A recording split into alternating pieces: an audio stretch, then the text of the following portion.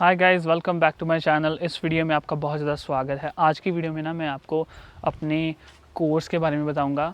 मेरा जो कोर्स है ना वो है HVAC हीटिंग, वेंटिलेशन और एयर कंडीशनिंग। इस कोर्स का अगर आपको ये कोर्स चूज़ करके आओगे कनाडा में, स्टूडेंट्स के लिए क्या बेनिफिट है, इस कोर्स में आगे स्कोप है या नहीं है, मैं आपको इस वीडियो में ये सारी डिटेल एक्सप्लेन करने वाला हूँ। सो HVAC मेरे कोर्स का नाम है, ठीक है। Heating, ventilation, air conditioning, HVAC, ठीक है जी। सो इस तरीके से ये 4 वर्ड्स को जॉइन करके ये कोर्स का नाम बना है। सो इस कोर्स में, इस प्रोग्राम में क्या क्या चीज़ें हैं, क्या क्या आपको सीखने को मिलेगा, स्कोप क्या है।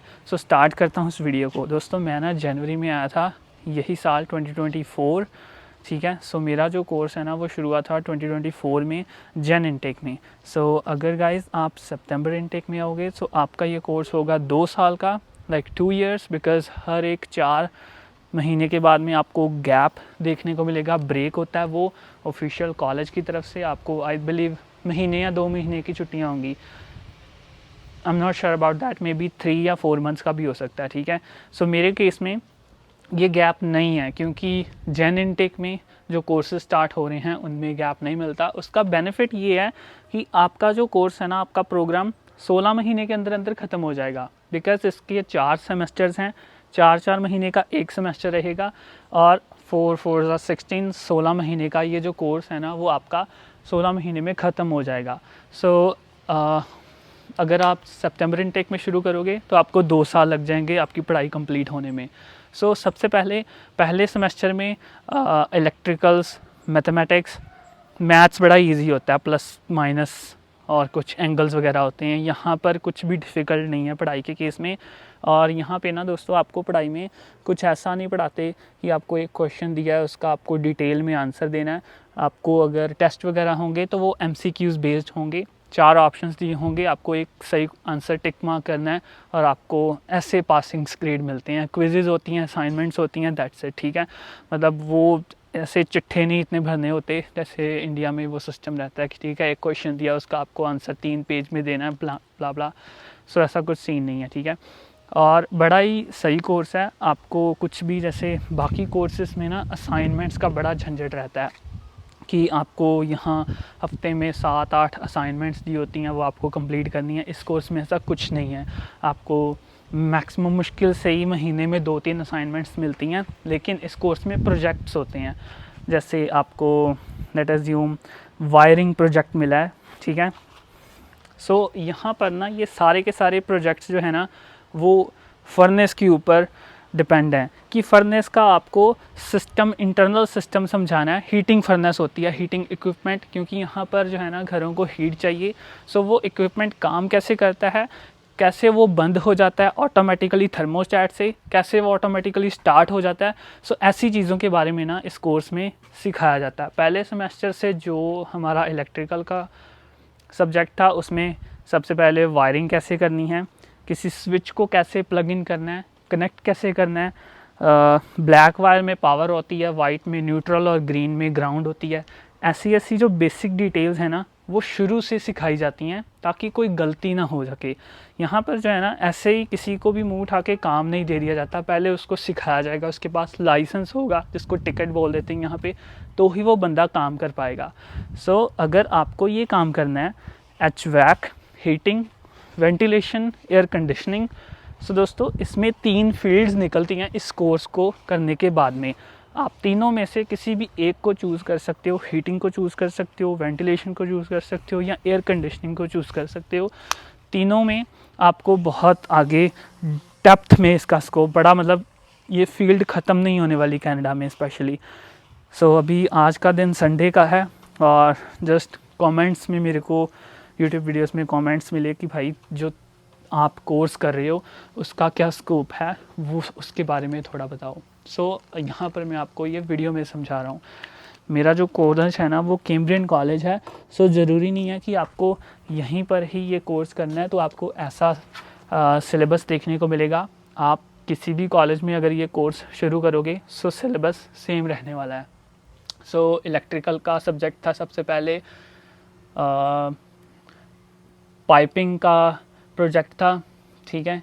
जैसे पाइपिंग जो होती है ना, जो गैस को लेके आती है। यहाँ पर जो है ना ऐसे सिलेंडर वगैरह नहीं होते, जैसे हम इंडिया में गैस का सिलेंडर हो गया तो हमारा जो गैस स्टोव जलता है सिलेंडर से, ऐसे नहीं होता। सो यहाँ पर जो है ना हीटिंग के लिए गैस चाहिए होती है। सो वो गैस अंडरग्राउंड पाइपिंग से आ रही है। सो वो पाइपिंग का जॉइंट कैसे बनाना है, ब्लैक आयरन पाइपिंग, प्रोपेन की अलग पाइपिंग होती है और नेचुरल गैस की अलग है। सो ऐसे ऐसे करके ये सिस्टम पढ़ाते हैं पहले सारा, कि बंदे को नॉलेज हो कितने प्रेशर वाले अप्लायंस के लिए कौन सी वाली पाइप लगेगी।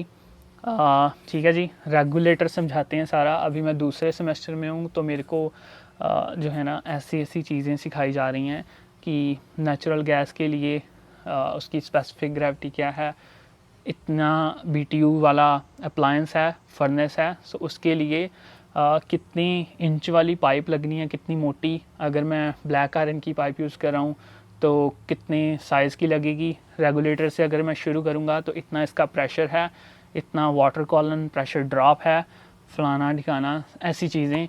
सो फिर टेबल होता है, कोड बुक होती है एक, code book in the sense वो एक मोटी सी बुक है। सो वो आपको हमेशा अलाउड है, जहाँ कहीं भी आप काम कर रहे हो, किसी भी टेस्ट में, किसी भी प्रोजेक्ट में आप कोड बुक साथ में लेके जा सकते हो। कितनी सही चीज़ है। देखो, अगर आप मान लो पढ़ाई कर रहे हो, ठीक है, कई चीज़ें होती हैं, हमें 100 चीज़ें भूल जाती हैं और 10 चीज़ें याद रहती हैं। सो यहाँ पर ऐसा नहीं है कि सारी चीज़ें आपको याद रखनी है। ऐसा है कि कोड बुक लेके जाओ, टेस्ट में भी आप कोड बुक लेके जा सकते हो, कोड बुक हमेशा अलाउड है। अगर आपको क्वेश्चन आया, आपको आंसर नहीं पता, आपको पता है कोड बुक में कहाँ किस जगह पर इसका आंसर है, कोड बुक खोलो, सामने ही प्रोफेसर के उसका आंसर आपको करेक्ट देना है। आपको बस ये पता होना चाहिए कि कोड बुक में किस जगह पर इसका आंसर है। So overall let us assume यही सेम जो चीज़ है ना वो आगे फील्ड में काम आएगी। जैसे आप कहीं पर काम कर रहे हो और आपको किसी पाइप का साइज़ चेक करना है, सो आपको वो कोड बुक साथ में हमेशा रखनी है। तो आप वहाँ पर भी कोड बुक से देखकर पाइप का साइज़ चेकआउट करके वहाँ फिटिंग कर सकते हो। सो ऐसी चीज़ें हैं जो निक्की निक्की डिटेलिंग में, क्योंकि यहाँ पर लकड़ियों के घर हैं और अगर कोई भी हमने डिटेलिंग पर ध्यान नहीं दिया, सो ओवरऑल किसी फर्नेस में वो ऑफ कोर्स हीट कर रही है, हीटिंग इक्विपमेंट है, तो आग लगने का डर रहता है।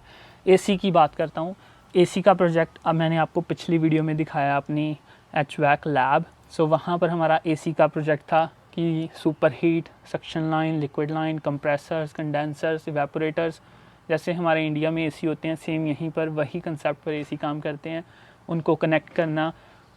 सो कोई चीज़ नहीं काम कर रही, कोई लीकिंग है, लीक कैसे डिटेक्ट करनी है, लीक ख़त्म कैसे करनी है, पाइप कैसे काटनी है, कौन से टूल का क्या नाम है, ऐसी सारी चीज़ें जो है ना इस सब्जेक्ट में, इस कोर्स में आपको सिखाई जाएंगी। सो बड़ा इंटरेस्टिंग कोर्स है। अगर मैं इंटरेस्ट नहीं लूँगा, मैं क्लास में जस्ट बैठा रहूँगा, कुछ ज़्यादा मेरे को समझ में नहीं आ रहा, तो फिर बात नहीं बनेगी। अगर आपको इंग्लिश में प्रॉब्लम है, कोई प्रॉब्लम नहीं, कोई दिक्कत नहीं ऐसी। हमारी क्लास में हैं जो इंग्लिश में उनको थोड़ी इशू है, लेकिन वो इंटरेस्ट लेते हैं, उनको पता है कि जो बोल रहा है ना प्रोफेसर उनकी समझ आ रही है, लेकिन वो कन्वे करने में, अपना मैसेज कन्वे करने में उनको प्रॉब्लम आती है, तो प्रोफेसर्स भी अंडरस्टैंड करते हैं। और जिसको समझ आ रही है उनको ये नहीं मैटर करता कि आप इस कोर्स में स्पेशली, इट डज़न्ट मैटर कि आपके आंसर्स क्वेश्चन टेस्ट में कितने आंसर्स सही हैं, प्रोफेसर देखेगा कि आप लैब में कैसे हो। बिकॉज़ यहाँ पर आगे चलकर टेस्ट काम नहीं आएंगे, जो लैब में आपने काम किया है, एक्सपीरियंस ऑफ कोर्स, राइट, वो चीज़ दिखती है कि आप सही करोगे आगे चल के या गलत करोगे। सो फिर आप जैसे जैसे सेमेस्टर क्लियर करोगे, जैसे मैंने फर्स्ट सेमेस्टर क्लियर किया, आप दूसरे सेमेस्टर में जाकर मेरा टेस्ट होगा TSSA का, गैस लाइसेंस का टेस्ट। सो मैं G3 टेस्ट मैंने फिल किया है, OBD3 ऑयल का होगा। सो ऐसे टेस्ट होंगे, अगर आप उनको क्लियर करोगे, 75% मार्क्स चाहिए उन टेस्ट को क्लियर करने के लिए। अगर आप उन टेस्ट को क्लियर करते हो तो आपको लाइसेंस या टिकट मिल जाएगी और आप फिर G3 में लाइसेंस में किसी G2 या G1 होल्डर के अंडर एज अ हेल्पर काम कर सकते हो।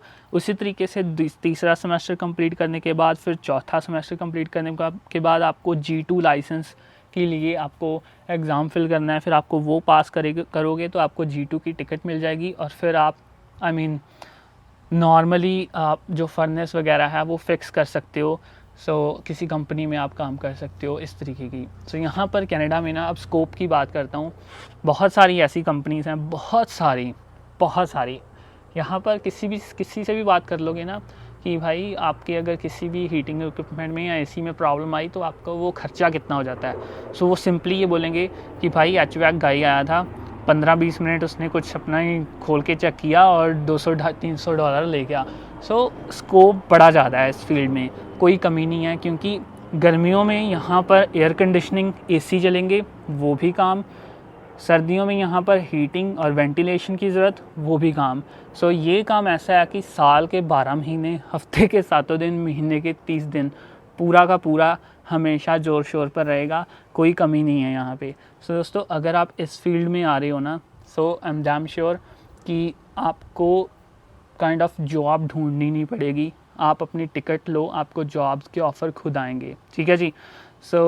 आई वुड से अगर आप इस कोर्स में जाना चाहते हो, फॉर श्योर अगर आपको कोई इंटरेस्ट है, ज़रूर इस कोर्स को कंसिडर करो और अपना फ्यूचर सेट करो।